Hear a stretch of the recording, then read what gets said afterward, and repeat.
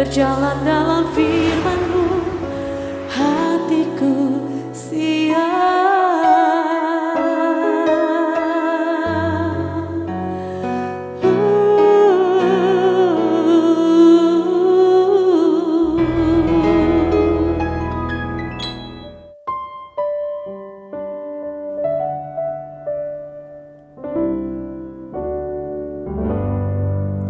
Salam, God lover yang dikasihi oleh Tuhan Yesus. Kita patut bersyukur karena kita adalah orang-orang yang dikasihi oleh Tuhan. Tuhan begitu mengasihi kita, luar biasa, melampaui apa yang layak kita terima. Karena kasih-Nya begitu agung, begitu sempurna. Sebagai orang-orang yang dikasihi Tuhan, sudah selayaknya kita juga mengasihi Dia. Kita memuji dan mengagungkan pribadi Bapa kita di surga. Saudara-saudara, mungkin ada banyak penghalang, termasuk di dalamnya karena kita sedang bergumul, kita sedang punya beban berat, kita sedang punya masalah. Lalu sebagian orang berkata, aku sulit untuk memuji dan menyembah Tuhan.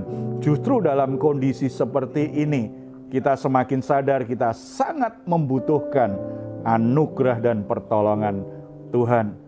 Jangan ragu untuk datang kepada Dia karena Tuhan Yesus sudah mengundang kita semua datang kepadanya dengan semua permasalahan hidup kita. Marilah kepadaku semua yang letih lesu dan berbeban berat, aku akan memberi kelegaan kepadamu. Jadi apalagi yang membuat kita ragu? Mari kita datang dan hampiri tahta kasih karunia Bapa di surga. Kita bersatu dalam doa. Bapa di surga, kami ucap syukur karena anugerah Tuhan selalu tersedia bagi kami. Kami bukan orang yang sempurna. Ada banyak kegagalan, ada banyak kesalahan. Tapi kami bersyukur karena anugerah Tuhan sempurna bagi kami semua. Bahkan Engkau tahu betapa kami orang yang lemah, yang mudah terkalahkan oleh dunia ini. Tetapi anugerah-Mu senantiasa menyediakan kekuatan yang baru supaya kami tidak terus terkalahkan. Situasi sulit, situasi berat tidak boleh menghalangi kami untuk terus datang kepadamu. Oleh sebab itu, saat ini kami menyerahkan semua beban berat kami, semua pergumulan hidup kami kepadamu Bapa. Kami sangat percaya apa yang dikatakan Yesus Kristus benar adanya. Engkau akan memberi kami kelegaan, Engkau akan memberi kami kekuatan, pertolongan, dan kelimpahan sukacita. Kami persembahkan pujian penyembahan kami dari hati kami yang sungguh-sungguh mengasihi Engkau. Dalam nama Tuhan Yesus. Amin. Hidup kami Tuhan berharga di mata-Mu. Hidup kami menggenapi firman Tuhan. Sebagai bukti kebesaran Tuhan. Oleh karena itu Tuhan, kami datang menyembah Tuhan. Terima kasih Tuhan. Hidupku menggenapi firman-Mu. Tanda mujizat sertai tiap langkahku. Kau bersamaku di dalamku, jadi bukti kebesaran-Mu.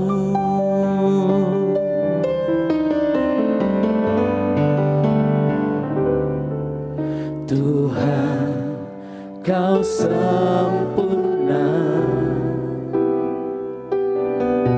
dalam rencana-Mu dan karya-Mu. Ku serahkan hidupku, murnikan dengan Roh-Mu.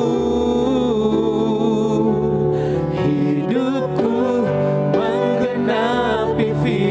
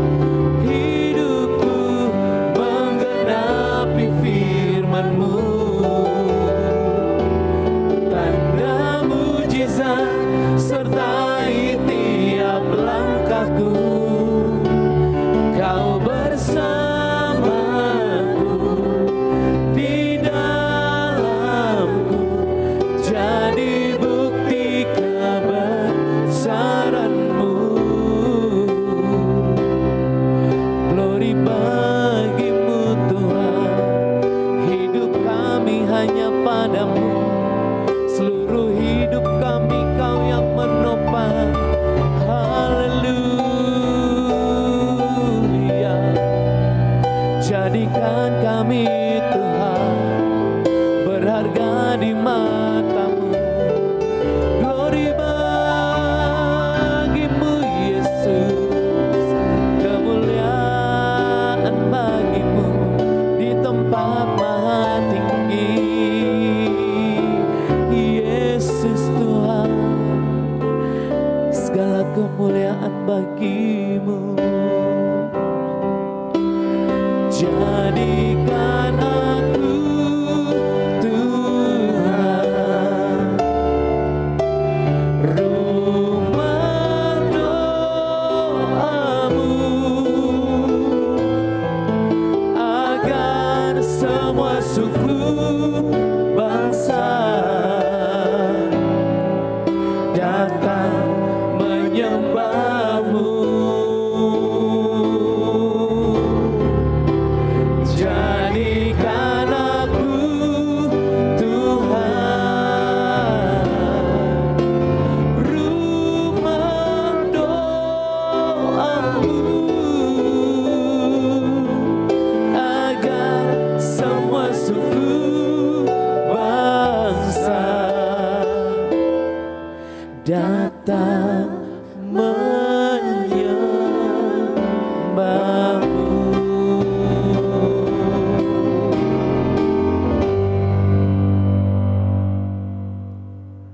Saudara-saudara, ketika bicara penyembahan berarti bicara bahwa yang jadi pusat hidup kita itu bukan diri kita sendiri, tetapi Tuhan yang menciptakan kita, yang mengasihi kita.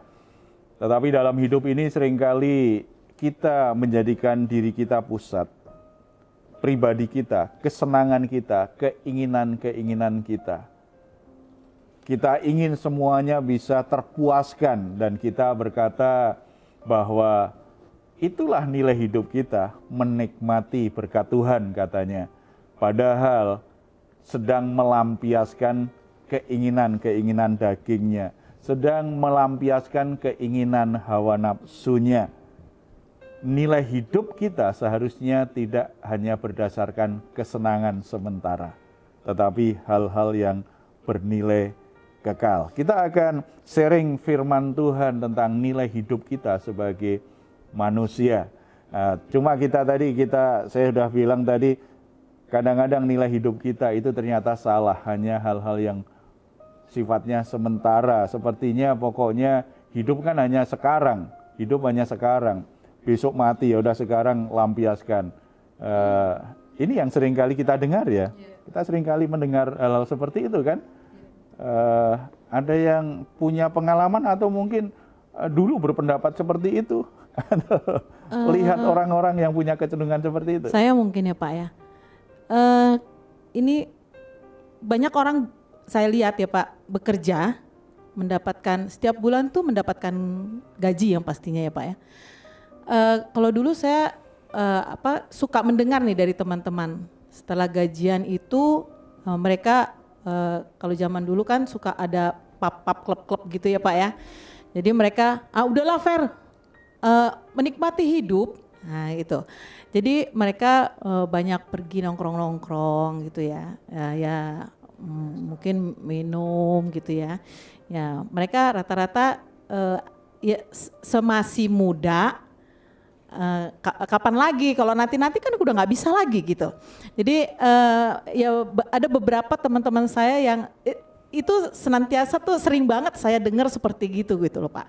Apakah apa yang Bapak maksud tuh yang seperti ini? Jadi uang tuh kadang-kadang, tapi nanti tengah bulan itu bingung Pak. Makannya tuh udah sampai di warteg-warteg kayak gitu Pak. Ya nggak apa-apa lah, yang penting kan udah puas lah kayak gitu. Itu sering banget tuh dulu Pak. Banyak orang tidak bijaksana dengan hidupnya. Tuhan, dia kerja selama 1 bulan. Berarti kan nikmati untuk kebutuhan 1 bulan. Dia habiskan semalam, setelah itu hidupnya menderita, itu kan konsekuensi. Orang yang bijaksana tidak akan seperti itu. Akan kelola berkatnya itu dengan cara yang benar. Orang ini hanya berpikir bahwa hidupnya itu untuk kesenangan. Tidak dimaknai dengan sesuatu yang lebih bernilai daripada kesenangan yang sementara. Bukan berarti di dalam Tuhan tidak ingin kita senang, tidak. Tetapi hidup itu, nilai hidup kita, makna hidup kita bukan pada kesenangannya. Ada yang lebih mulia, ada yang lebih bernilai daripada kesenangan. Apa artinya sebuah kesenangan setelah itu justru menghasilkan penderitaan? Apa artinya sebuah kesenangan setelah itu justru menyakiti orang lain? Apa artinya sebuah kesenangan yang membuat kita akhirnya menjadi sakit, membuat kita akhirnya punya banyak masalah, hidup kita menjadi semakin rumit? Itu kan sebuah kebodohan dalam hidup ini. Harusnya kita punya sikap yang bijaksana, melihat hidup kita berdasarkan nilai yang Tuhan ajarkan kepada kita. Lalu Pak, apa saja nilai dalam hidup kita sebagai manusia ciptaan Tuhan? Nah, kalau kita sebagai orang yang beriman, kita harus memang selalu melihat diri kita dalam konteks rencana Tuhan. Karena kita percaya hidup kita kan nggak kebetulan, ada sebuah tujuan. Sebuah produk itu kan punya tujuan. Produk itu baru dianggap berhasil ketika produk itu bisa dipakai sesuai dengan tujuannya. Misalnya air mineral itu tujuannya untuk diminum. Maka keberadaan air mineral itu baru bernilai kalau ternyata orang yang haus bisa meminumnya dan hausnya akhirnya hilang, dahaganya hilang, dia menjadi terpuaskan, tidak lagi merasa dahaga karena menikmati itu. Tetapi bisa juga air mineral dipakai untuk menyiram tanaman. Bisa nggak? Sangat bisa, tetapi itu bukan itu tujuannya. Nilai utamanya bukan sekedar nyiram tanaman, tetapi untuk diminum. Karena emang air mineral untuk diminum, diproduksi untuk diminum. Hidup kita sebagai manusia diciptakan Tuhan untuk sebuah tujuan. Nilai hidup kita harus disesuaikan dengan tujuan Tuhan untuk kita apa.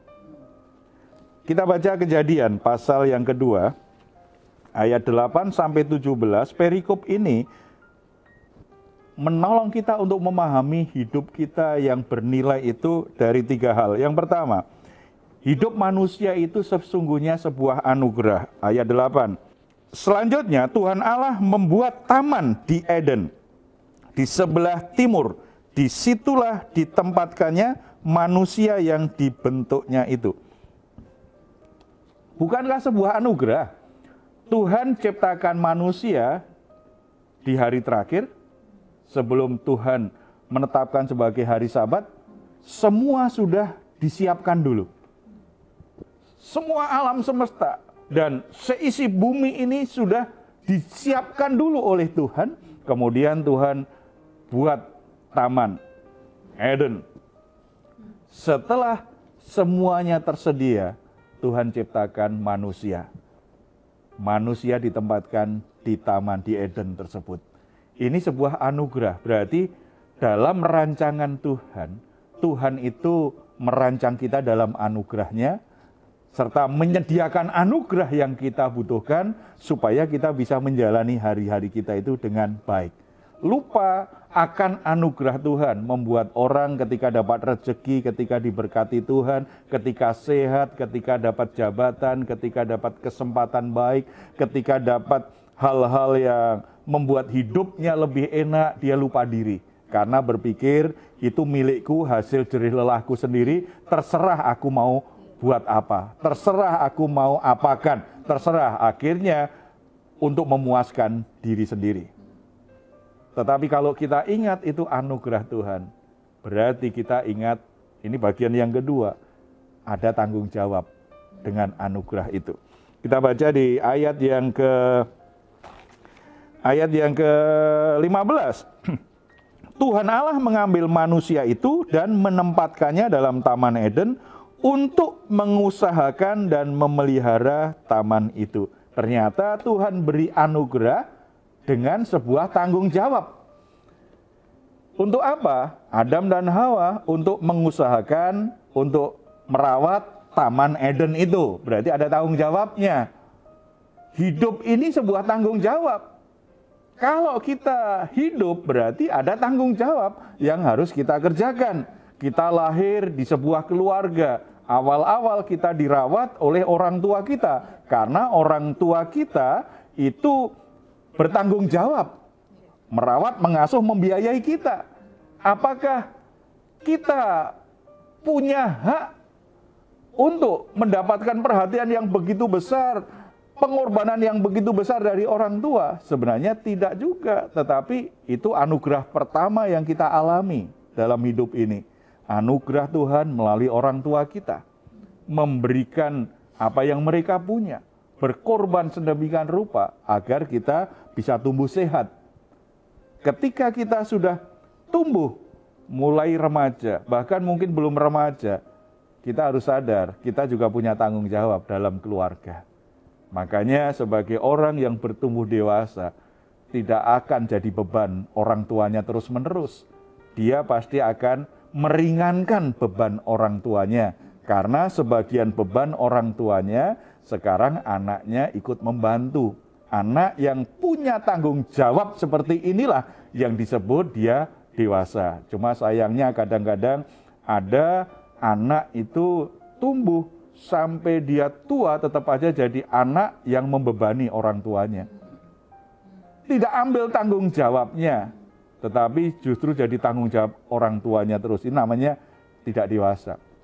Walaupun dia sudah berjenggot, itu, tetapi sebenarnya dia masih kekanak-kanaan, gitu kan? Dia nggak bertumbuh dewasa secara karakter, secara mental. Harusnya anak yang bertumbuh makin dewasa ditandai apa? Dia semakin bisa mengambil tanggung jawabnya dalam keluarga. Itu rancangan Tuhan, bertanggung jawab. Jadi nilai hidup kita itu pada bagaimana kita bertanggung jawab dengan hidup kita, dengan orang-orang di sekitar kita yang Tuhan sudah tetapkan dalam hidup kita. Makanya Bapak Ibu Saudara-saudara, kita bisa aja sukses di pekerjaan atau kita menjadi pelayan Tuhan yang sangat baik. Tetapi masalahnya apakah kita bertanggung jawab dengan keluarga kita?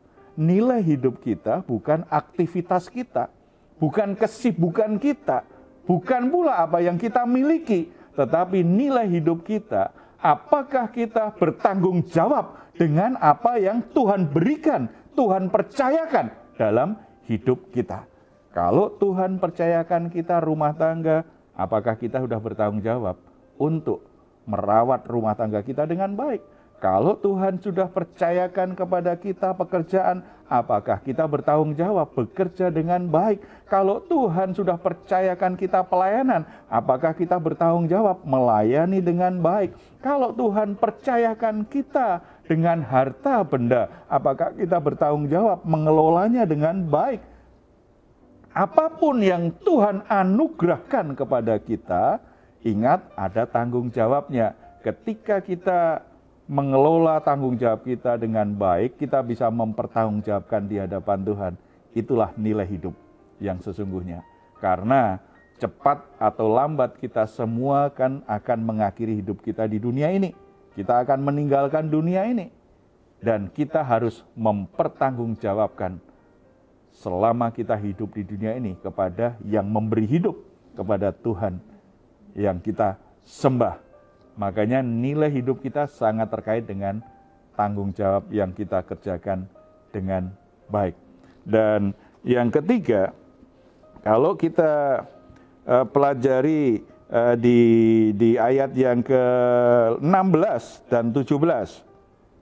Lalu Tuhan Allah memberi perintah itu kepada manusia, semua pohon dalam taman ini boleh kau makan buahnya dengan bebas. Tetapi pohon pengetahuan tentang yang baik dan yang jahat itu, janganlah kau makan buahnya. Sebab pada hari engkau memakannya, pastilah engkau mati. Semua pohon dalam taman ini boleh kau makan buahnya dengan bebas. Tuhan memberi kita kebebasan untuk menikmati anugerahnya, untuk menikmati berkat-berkatnya. Tetapi walaupun ada kebebasan, Tuhan tetap membuat batas. Semua boleh engkau makan bebas, tetapi yang satu ini jangan loh. Nanti kita kalau lihat perikop ini lebih lengkap, iblis itu menipu manusia. Gak enak ya, semua gak boleh ya. Dan ini diyakini oleh banyak orang, dipercayai oleh banyak orang kan, ikut Tuhan gak enak, gak bebas. Yang ini gak boleh, yang ini gak boleh, yang ini gak boleh, yang ini gak boleh. Banyak larangan. Iya, banyak larangannya gitu. Padahal ikut setan larangannya lebih banyak. Lebih banyak. Semakin terbelenggu. Tuhan berkata semua yang ada boleh kamu makan, bebas. Cuma yang satu ini jangan ya.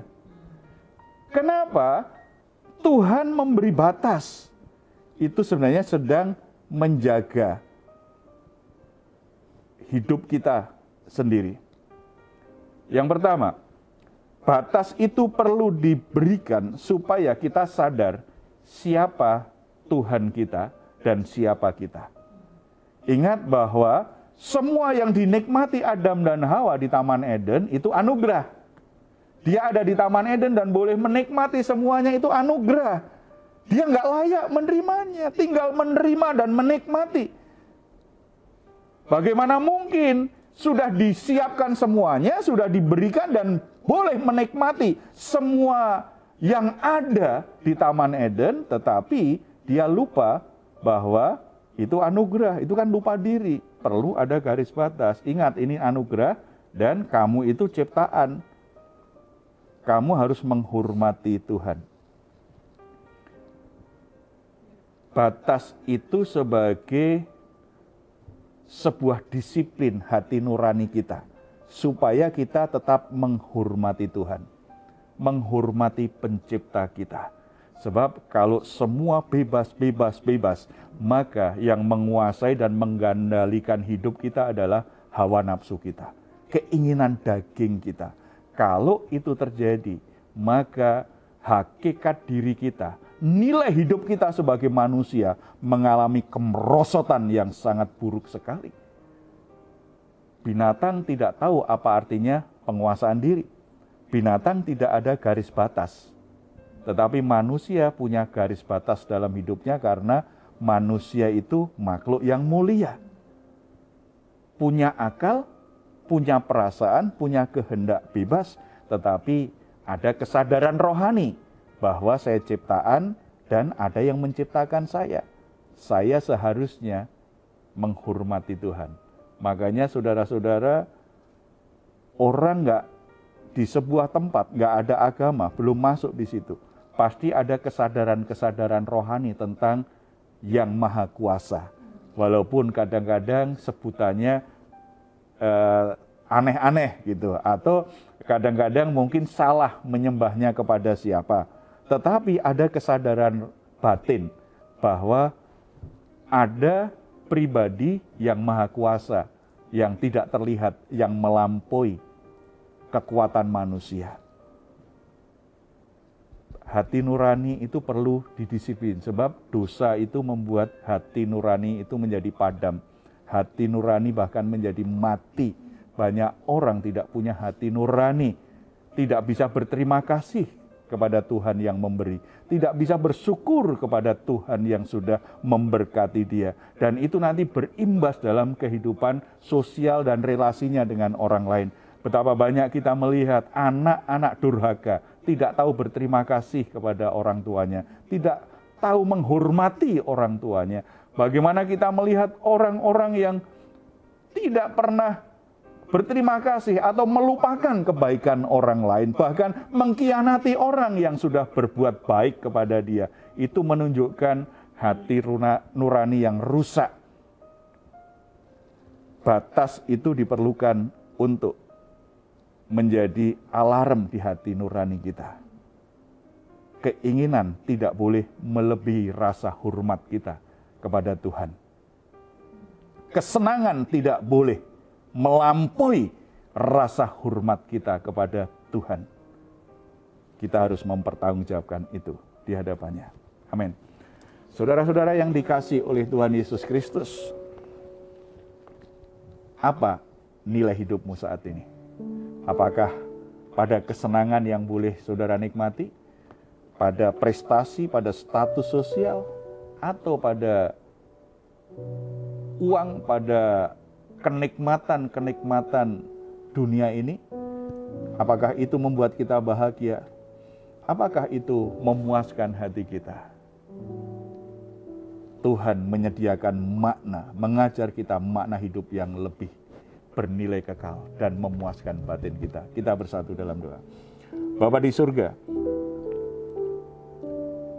Engkau sumber kepuasan kami. Terima kasih karena hidup kami adalah anugerah. Tuhan memberikan begitu banyak dalam hidup kami, melampaui apa yang kami butuhkan. Bahkan sebenarnya kami tidak layak menerimanya, tetapi Tuhan memberikannya kepada kami. Keselamatan kami adalah anugerah Allah. Hidup kami adalah anugerah Allah. Hal-hal yang saat ini kami miliki, hal-hal yang baik, pencapaian-pencapaian yang berhasil kami capai saat ini, itu adalah anugerah Allah. Kami bertanggung jawab untuk mengelolanya. Kami bertanggung jawab untuk mempertanggungjawabkannya kepadamu. Oleh sebab itu, ajar kami untuk selalu menyadari anugerah-Mu ini, bertanggung jawab dengan benar di hadapan-Mu Bapa.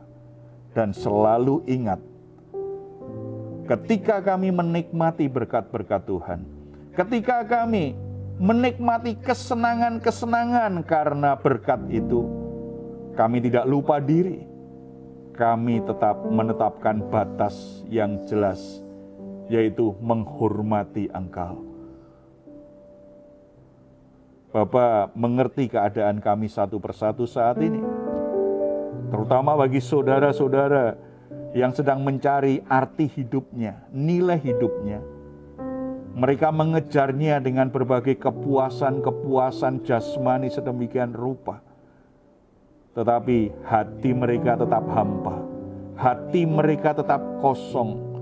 Mari Bapa, Engkau nyatakan kehadiran-Mu, dan biarlah kebenaran firman Tuhan ini memuaskan jiwa mereka, sehingga mereka tidak mencari nilai hidup hanya dengan hal-hal yang sementara, tetapi hanya kepadamu saja mereka menemukan arti hidup, nilai hidup yang sesungguhnya.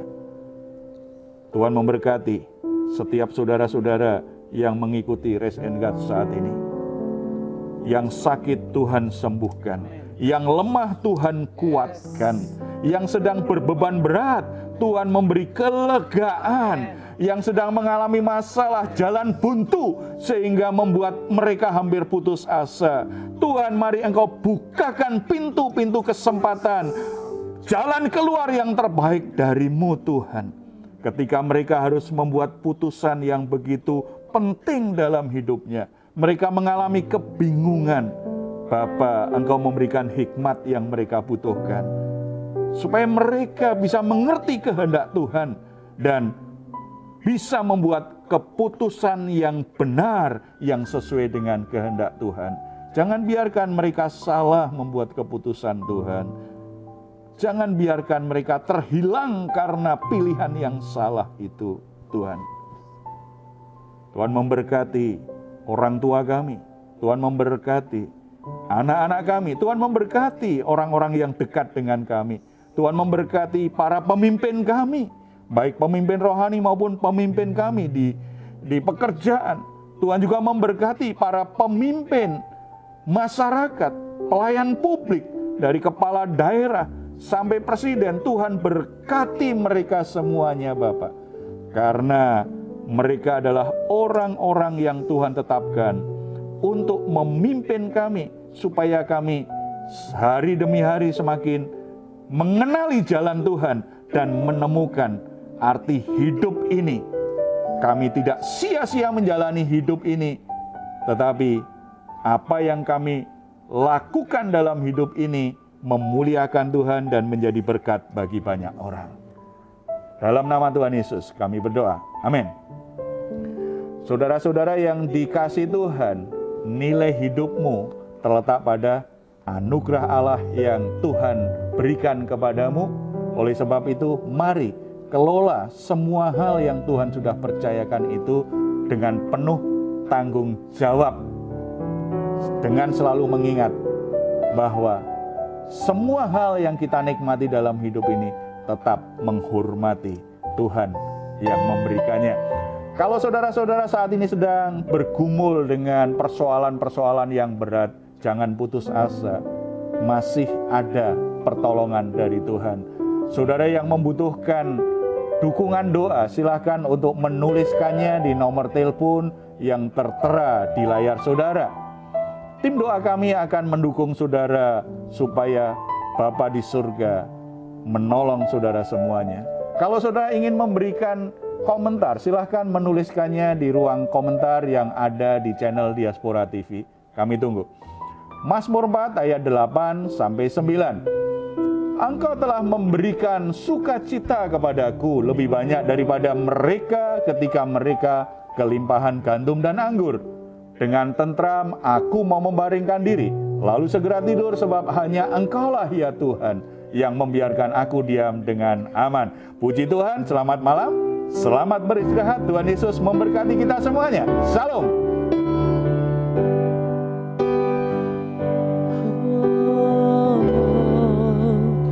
Jadikan aku Tuhan rumah doamu, agar semua suku